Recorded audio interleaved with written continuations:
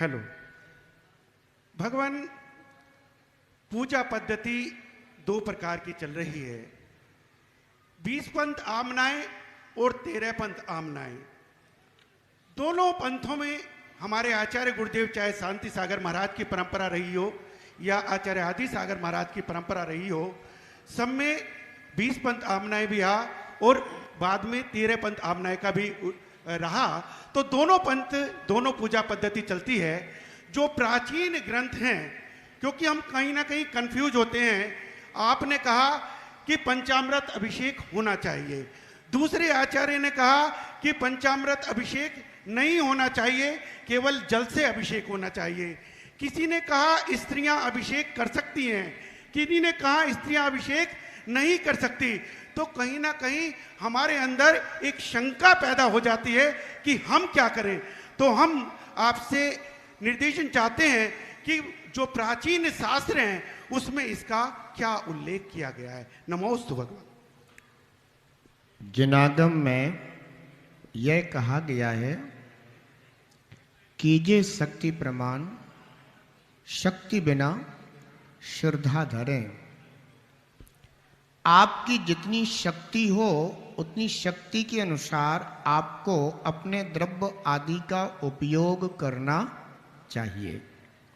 जो वर्तमान में पूजा पद्धति चल रही है, यदि दोनों पूजा पद्धतियों को एक कर दिया जाए, दोनों पूजा पद्धतियों को अगर एक कर दिया जाए तो यह प्राचीन पूजा पद्धति बन जाया करती है, जो अपनी अनादि से चली आ रही है। वर्तमान हुंडा और सर्पणी काल के कारण, काल दोष के कारण यह एक जिनमत में पूजा पद्धति को लेकर के विभाजन हो गया है। यद्यपि यह विभाजन पूर्व से नहीं था, पूर्व में भी कोई भी मेंढक अगर फूल लेकर के भी जाता था तो भी उसकी पूजा मानी जाती थी। लेकिन वर्तमान में जो विद्वान हुए हैं, जिनको जैसा अच्छा लगा उनने वैसा अपना प्रवर्तन कर दिया, नहीं मत चला दिया। परंतु वास्तव में अगर देखा जाए तो जो द्रव्य होता है वह श्रावक के अपने स्वयं के शक्ति पर आधारित होता है। कोई जरूरी नहीं है कि आप, जैसे शास्त्रों में तो आते हैं कि लाड़ू, और हमारे कमलांकुर जी ने तो ठड़ूला लिखा है? हमने पढ़ लिया। आज जो विधान दिया था उसमें लिखा था खाजा, ठड़ूला, क्योंकि ये बुंदेलखंड का क्षेत्र है। वहां जो नैवेद्य चलता है, जो जिस क्षेत्र संबंधी होता है, वो उस क्षेत्र संबंधी वस्तुओं का ही अपने लेखन में चयन करता है। यही परंपरा रही है। तो कुछ समय पहले यह विभाजन हुआ और दो पंथ बन गए, 13 पंथ और 20 पंथ। यद्यपि ये पंथ शास्त्रों में कहीं भी उल्लिखित नहीं है, ये तो अल्पज्ञों के द्वारा बनाए गए हैं। और जो इन पंथों के मार्ग पे चल रहे हैं वे अल्पज्ञों के मार्ग पे चल रहे हैं, सर्वज्ञ के मार्ग पर नहीं चल रहे हैं। सर्वज्ञ प्रभु ने तो बस 8 द्रव्यों के नाम बता दिए। अब 8 द्रव्यों में, नैवेद्य में जो आपके पास हो, पुष्प में जो आपके पास हो, अक्षत में जो आपके पास हो, जौन सा चावल हो वो चढ़ा दो, कोई जरूरी नहीं है। यद्यपि शास्त्रों में कहता है भाई बब्ब जीव उत्तमोत्तम द्रव्यों को चढ़ाता है। पद्म पुराण जी में जब अपन देखते हैं तो आष्टान्निक पर्व में महाराज दशरथ के द्वारा विधान की आयोजना की गई है। पद्म पुराण जी में आता है कि महाराज दशरथ ने चांदी के पुष्पों से भगवान की पूजा की। तो वो उस समय उनके पास वो शक्ति थी, महाराज थे, राजा थे, हर चीज उनके पास उपलब्ध थी, उन्होंने उसका उपयोग किया। मेंढक के पास चांदी के नहीं थे, इसलिए उसके पास जो उपलब्ध था वो लेकर के चल दिया। फल दोनों के लिए पुष्प चढ़ाने का ही प्राप्त हुआ, क्योंकि भाव मुख्य है, द्रव्य प्रधान नहीं है। द्रव्य तो निमित्त मात्र होती है, उस निमित्त से हमें अपने भावों को ही प्रधान रखना चाहिए।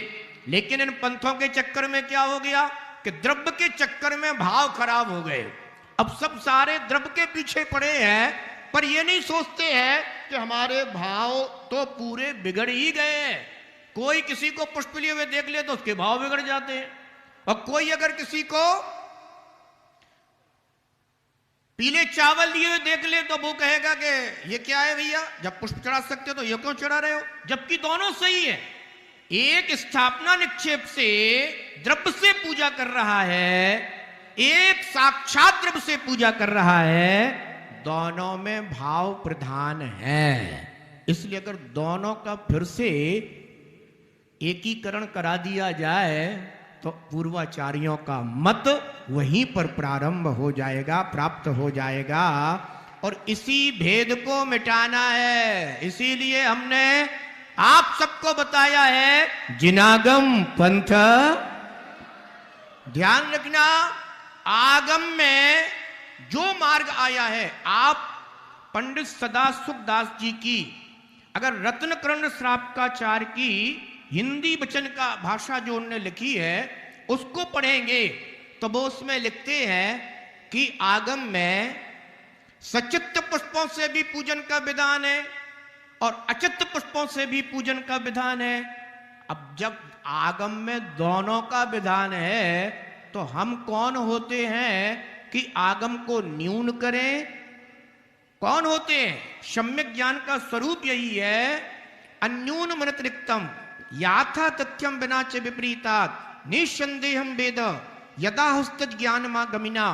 अर्थात सम्यक ज्ञान वह है जो ना तो न्यून किया जा सकता है, ना उसमें कुछ मिलाया जा सकता है, वह जैसा है वैसा ही है, ना अन्य है ना अन्य प्रकार से है। इसलिए जिनेंद्र भगवान के द्वारा बताए हुए मार्ग में, जिनेंद्र भगवान के द्वारा बताई हुई विधि में अगर कोई कम करता है तो भी वह जिनेंद्र भगवान के मत का विरोधी है, और अगर वह कोई उसमें बढ़ाने की अपनी तरफ से एक नई परंपरा चलाने की कोशिश करता है तो भी वह जिन मत का विरोधी है।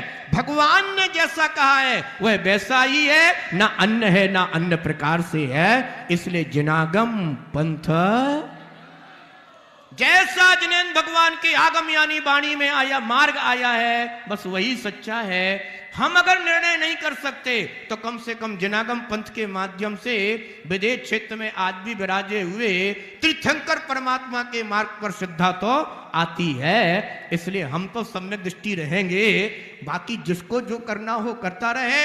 लेकिन इतना जरूर है कि आज जिनागम पंथ के माध्यम से जो एक नव चेतना समाज के अंदर आ रही है, जो जैन समाज जिनागम पंथ का जयकार करते हुए आगे बढ़ रहा है, ये अपनी आगामी आने वाली पीढ़ी को जैन समाज की एकता और अखंडता सौंपने वाला है।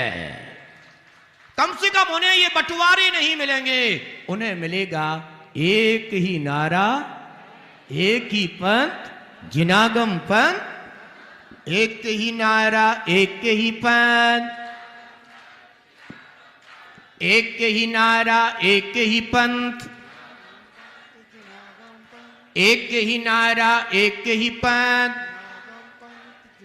ब्रजेन जी, पंडित जी कैलाश चंद्र जी शास्त्री ने जैन धर्म नाम की एक पुस्तक लिखी, उसमें पंथों का विवरण लिखा और उसमें उन्होंने बताया कि विक्रम की 17वीं शताब्दी में पंडित बनारसी दास जी ने आगरा में 13 पंथ की स्थापना की। अब आप सोचिएगा कि जो भी ये सोचते हैं कि हम तो 13 पंथी हैं, तो आपका जैन धर्म कब से प्रारंभ होगा? विक्रम की 17वीं शताब्दी से माना जाएगा।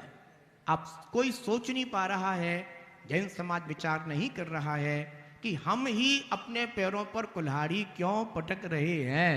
जो अनादि अनिधन है उसे 17वीं शताब्दी से बताना, जब उस समय इसकी स्थापना हुई, जैन धर्म की कोई भी स्थापना नहीं होती है।